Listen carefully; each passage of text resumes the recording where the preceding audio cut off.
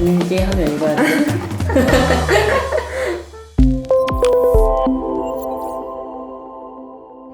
네, 이 변호사님 그럼 오늘 인터넷에 나온 사례 한번 읽어주시겠어요?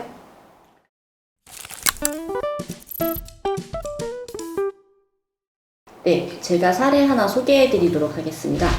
제목은 상간남의 아이가 아프다라고 연락이 왔습니다 라는 거고, 이 사건은 남성분이, 그러니까 남편분이 아마 피해자셨던 것 같아요.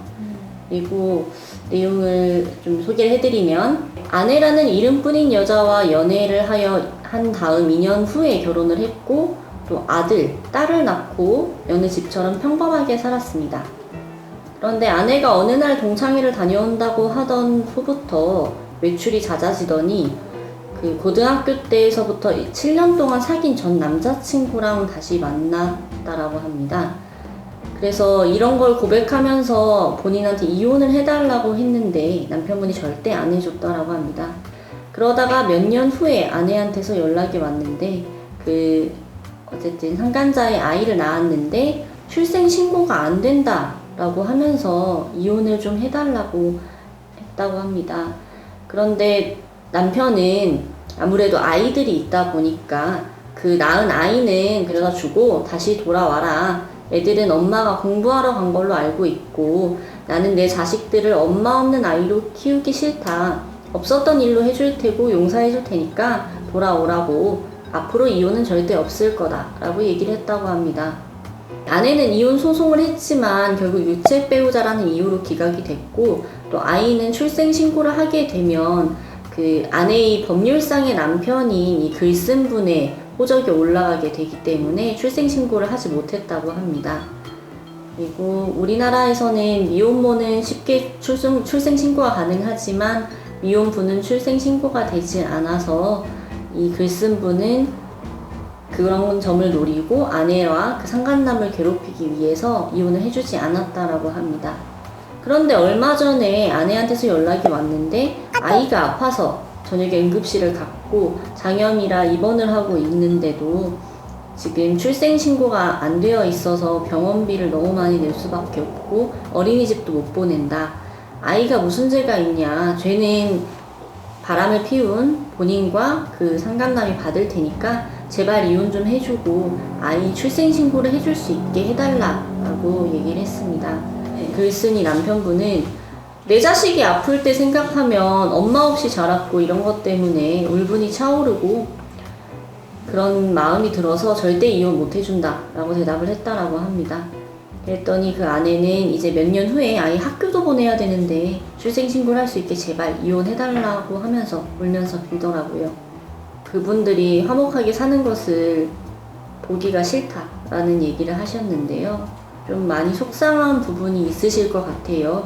그리고 결국 마지막에 하단 부분 보면 평생 이혼 안 해주고 아이 출생신고도 못하게 하고 괴롭힐까 싶다가도 나도 이제 그만 과거에서 빠져나와 새 삶을 살게 되면 어떨까라는 생각을 하면서 이혼을 해주는 것도 생각하고 이혼을 해주지 않는 것도 생각하고 고민이 많다라고 합니다. 그러면서 여러분들이라면 어떻게 하시겠습니까? 라고 문의를 하는 글을 남기셨어요. 실제로 이런 일들이 좀 많이 있어요. 왜냐면 상간자 소송은 할 수 있고 그러면서 이혼은 별도로 하지 않는 경우들이 있는데, 이게 사실은 내가 이혼을 바로 해주면 그 바람을 피운 상대방이랑 함께 살거나 할까봐 어쨌든 그런 건 또 싫은 마음이 많이 있으시니까 그런 목적에서 이혼을 안 해주시는 분들이 계시는데요. 그리고 또 특히 여기서도 나온 것처럼 이제 그 상간자와의 사이에서 태어난 아이가 문제가 되는 경우가 많은데요. 이제 혼인 성립일 이후 200일 안쪽으로, 그리고 혼인이 종료된 이후 300일 안쪽으로 태어난 아이는 법률상의 남편이었던 사람의 친생자로 추정이 됩니다. 그게 이제 법조문에 그렇게 나와 있어요. 그래서 지금은 사실 그 아내가 집을 나가서 상간자와 살고 있고 상간남의 아이를 출산을 했지만 사실 이혼이 되어 있는 상태가 아니기 때문에 지금 법률상 남편인 이 글쓴 분의 아이로 등록을 할 수밖에 없습니다. 그렇게 되니까 이 아내분 입장에선 출생신고를 쉽게 하지 못하고 있는 상황이고요. 왜냐면 아이가 그렇게 지금 남편의 자녀로 등록이 된다라고 하면 그거를 또 친생을 부인을 하고 또 친생자 관계 부존재 확인의 소송 이런 것들을 통해서 그 지금 남편과의 법률상 그 친자 관계를 또 깨야 되고 이런 소송을 거쳐야 돼요. 그러니까 여러 가지 복잡해지는 문제들이 있기 때문에 지금 아내가 쉽게 출생신고를 하지 못하고 있는 거예요. 남편분도 사실 지금 고민을 많이 하고 계시잖아요. 왜냐면 지금 나가서 아내가 바람을 피웠고 나가서 상간자와 살고 또 상간자의 아이까지 출산하면서 살았다라는 거는 그 어쨌든 별거 기간도 길어졌다라는 건데 이렇게 될 경우에는 사실상 법원에서는 좀 그러니까 혼인 기간이 되어서 별거 기간이 길어졌고 파탄이 되었다라고 보여져서 이혼 청구를 만약에 아내 쪽에서 또 하게 되면 인정을 해줄 가능성이 사실은 좀 높습니다.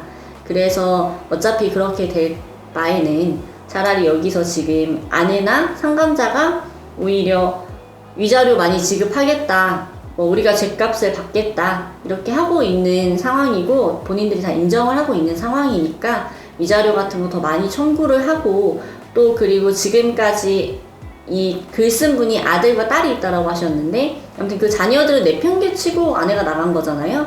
그러면은 아내가 집을 나감으로써 그 아이들을 양육하지 못했던 것에 대한 비양육자에 대한 책임을 물을 수 있는데 그거는 사실상 이제 양육비를 지급을 해야 돼요, 아내가. 근데 양육비를 지급하지 않았으니까 그런 것들 과거 양육비를 한꺼번에 계산해가지고 청구해서 몇천만 원 청구해서 소송을 해가지고 받아낼 수 있습니다. 그래서 이 남편분이 이제 결정을 하셔야 될 것 같아요. 지금 상황에서 어차피 이혼 청구를 했을 때, 아내가 했을 때 이혼이 인용될 수 있다라고 하면 그냥 이혼을 해주면서 위자료를 많이 받고 또 아이들에 대한 과거 양육비까지 싹 받아내면서 어쨌든 금전적으로 좀 보상을 받고 그 돈으로 앞으로 아이들 양질의 교육을 좀 시켜주시면서 그렇게 하겠다라는 생각을 하시게 된다면 아마 이혼 청구 소송을 오히려 남편 쪽에서 해서 위자료와 과거 양육비 받아내시면 좀 더 좋을 것 같습니다. 아내 쪽이나 상간남 쪽에서 낼 능력이 안 된다고 하면 어떻게 되는 건가요? 만약에 그 위자료 청구를 했는데 남편이 위자료 청구를 했는데 아내나 상간남이 못 주겠다. 그럴 경우에는 상간남과 아내가 갖고 있는 재산 통장이 되었든 아니면 부동산, 집. 만약에 집이 자가 소유가 아니어도 그 전세보증금 아니면 월세에 대한 보증금 이런 것들도 다 가압류를 할 수가 있어요. 그래서 가압류해서 그걸 일단 확보해 두고 그러고 나서 판결을 받은 다음에 그걸 가지고 집행을 해가지고 받아낼 수도 있습니다.